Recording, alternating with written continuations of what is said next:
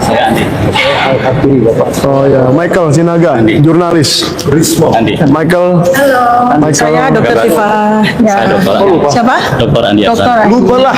Ya. Siapa namanya Pak? Saya Dokter Tifa. Yang mau ditemui. Bapak? Oh, ini siapa? Sebentar. Enggak, ini Bapak namanya saya Dokter Tifa, Pak. Kemarin udah sebentar, kami ini datang kemari dengan etiket baik Pak. Maaf, sesuai undang-undang. Jadi kami mau memberikan surat dan menjabat pengelola informasi. That's all. Dan ini sesuai undang-undang. Ya. Oleh sebab itu kami mau ketemu dengan pejabat ini. Ini kan pejabat yang dilekatkan di semua lembaga yang menerima APBN. Ya terus ya kami menyerahkan ini, tapi kan dari tadi akhirnya ribut kan, karena kami tidak ditemui. Ya kan, saya lawyer Pak. Saya juga petugas negara, saya di bawah undang-undang, ya kan. Beliau-beliau ini doktor dan sebagainya, ya kan. Tapi kok kami dihadapkan dengan satpam, padahal kami mau menyerahkan surat. Jadi sebenarnya kita nggak ada rame-rame, itu nggak ada. Karena kami dihalangi bertemu ini, kami ingin yang menerima surat kami ya ini. That's all. PPID. Itu Bapak Bu. Ya. Sudah. Ya ampun. Terus ini saya menyerahkan siapa? Pejabat di sini, yang pejabat PPID di sini. Oh beliau. Nah, alhamdulillah kalau ditemui. Kami menyerahkan ini Pak. Dengan hormat kami menyemut ini. Kemudian ini yang kami berikan ke kehutanan juga sebagai tembusan kan. Ini kemudian jawab Pak, saya izin ya, ini karena kita di Jogja ya. Kita ini kan Jogja itu kan luar biasa. Enggak, saya mau cuma Jangan potong dulu. Pak ini. Jangan potong dulu kan satu. Ini apa telunjuknya Pak? Ini apa? Ini enggak, Anda menunjuk saya. Ini Anda menunjuk saya. Anda menunjuk. Jadi tangannya jangan potong dulu. Kita lagi ngomong sama. saya mau sampaikan. Iya. Ini Saya lawyer, ini Pak. Bapak telunjuk. Bapak. Loh, iya, tapi Bapak ngerti undang-undang nggak? Tahu. Nah, sudah apa tuh, Pak? Loh, Bapak berhak nggak menerima ini? Loh, berkewajiban prosedurnya. Nah, ini saya ajukan. Ada prosedurnya. Ini saya ajukan. Iya, ajukan. Prosedurnya tahu nggak di sini? Bukan di sini, saya prosedurnya PPID, saya yang pimpin. Oke, saya yang pimpin. Prosedurnya ada diajukan ke PPID kami. Prosesnya Ya, ada kami ajukan sekarang ini kami ajukan. Ketua. Ini kalau nunjuk-nunjuk, saya nggak juga. Bentar dulu. Kecuali dia sahadat. Tar dulu. Sampean sudah selesai belum? Belum. Nah, ini jangan dipotong dulu. Jangan dipotong, Bu. Bukan gini loh, saya tuh mau nunjuk. Ini Ya, orang Jogja, gantian. orang Jogja kok jalan. Apa saya tuh mau bilang gini, kita kan di Jogja. Enggak gini. Iya, ini kok kayak Kita kan di Jogja. Ya, mereka kan gini tahu loh, abang maksudnya, orang kita kan sono. di Jogja. Karena kita tidak diterima dengan baik. Enggak ada kursi. Adat istiadat orang Jogja. Ayo kita duduk. Ayo duduk. Ayo duduk. Duduk, kita nggak boleh. Kita nggak boleh duduk. Sudah cukup, Pak. Sudah cukup. Ya. Sudah? Oke, oleh sebab itu kami minta ini diterima dan di tanda terima. Ya. Kita proses, Pak. Ada proses di sana. Ya, Tadi kita kan terima sudah dulu, kita terima. Oke. Ada proses. Ya, silakan. Dan saya yang tanda tangan. Teman-teman dari Humas. Silakan Bapak. Ya, udah. Iya. Selesai kan? Ya. Nah iya. Saya ngapain tadi? Enggak. Ada ininya, ada tanda terima. Kami punya Ya. prosedur. Stempelnya asli. Sebentar, beliau ini tahu undang-undang. Nampaknya ya. Oh benar. Oh iya tahu. Alhamdulillah. Ya kan saya juga Karena Bapak saya tahu. juga pengen lihat, Pak. Iya, saya Bapak baca undang-undang informasi publik. makanya sampaikan di sini. Baca pasal 17. Baca pasal 17. Oke. Huruf A, angka 8. Dibaca. Oke. Apa bunyi? Bunyinya apa, Pak? Bunyinya apa, Pak? Google aja lah, Pak. Ya, pasal 17 yang menyatakan. Tadi saya tahu undang-undang. Bentar. Ini masalah sistem pendidikan itu tertutup. bukan. Yang mana? Baca dulu undang-undang KIP Iya. pasal 17 Iya. angka 8 Iya. dibaca, Pak. Saya sudah baca itu. Ya. Apa isinya? Sekarang Bapak baca pasal 18, ya kan? Enggak, Ya bukan, ini accuse-nya dari pasal 17. Saya paham yang dimaksud Bapak. Ini pasal 18 jelas, Pak. Ayat 2 membuka kembali. Saya bacakan. Tidak termasuk informasi yang dikecualikan bagaimana dimaksud pasal 17 tadi, antara lain apabila pihak yang rahasianya diungkap memberikan persetujuan tertulis publik. Yang B menggunakan berkaitan dengan posisi seseorang dalam jabatan publik. Ya, emang Jokowi tidak pejabat publik. Kita tidak bicara dengan Jokowi. Enggak, artinya saya tahu maksud Bapak mau excuse dengan ini. Bapak, Dia masih jabatan publik nggak? loh, kalau sudah pindah dari Enggak, sudah tidak kan? terus ditarik lagi. Bukan ditarik lagi. Bapak supaya paham. Menurut saya Bapak yang tidak paham. Bukan saya. Saya juga. Saya dengarkan Bapak, saya bicara dulu. Saya dulu. Ya. Kalau orang itu dari pribadi data, begitu digunakan, apalagi persyaratan untuk mengajukan ke pejabat publik, maka itu sudah dokumen publik.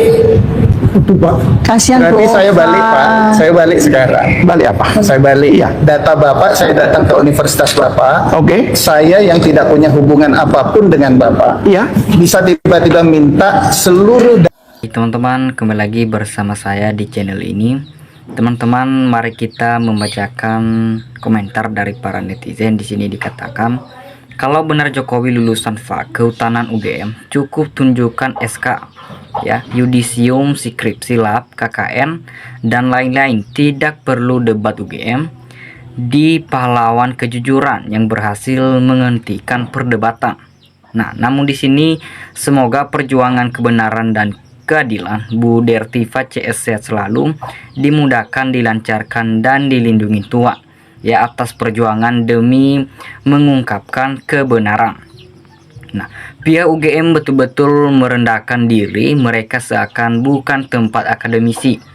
Ya, lihat yang baju coklat kayak baru lulus sekolah, ya memalukan. Nah, yang menghalangi penjarakan semua melindungi kejahatan. Ya, itulah ribetnya pejabat negeri ini merasa tinggi padahal digaji oleh rakyat. Ya, cepat tuntaskan malu dengan negara lain. Demi duit miliaran yang menggiurkan ternak-ternak manusia, kakek atau nyuel mempertahankan kebohongan-kebohongan melindungi yang salah. Nah, secepatnya agar ditangkap Pratikno dan Ova Emilia, Rektor UGM, karena dua orang ini dalam kisru di UGM ya terkait ijazah palsu Jokowi. Ya, beliau banget mentang-mentang jadi ketua PPID besok harus dinempelkan ya. Ampun rakyat dosa, apa kok para pejabat jadi ternak Jokowi? Kalian para pejabat, saya mau tanya, kalau Jokowi itu mati, apa kalian ikut mati? Ya, jadi teman-teman, selamat Kapolri Sigit tidak diganti hukum, maka tidak akan jalan jika terkait Jokowi dan gerombolannya. Nah, semua sudah terkunci duit, ya, semua ikut menutupi kepalsuan. Nah, berlagak taat aturan tapi tujuannya hanya untuk menutupi kepalsuan. Sungguh selama ini rakyat Indonesia disuguhi tontonan yang penuh kebusukan. Kenapa kebohongan harus ditutupi dan dipertahankan? Nah, kalau benar berita mundurnya Rektor UGM karena ijazah Joko Widodo, nah, semenjak ini benar adanya Jokowi pantas dan layak dihukum berat karena penipuan berat ya.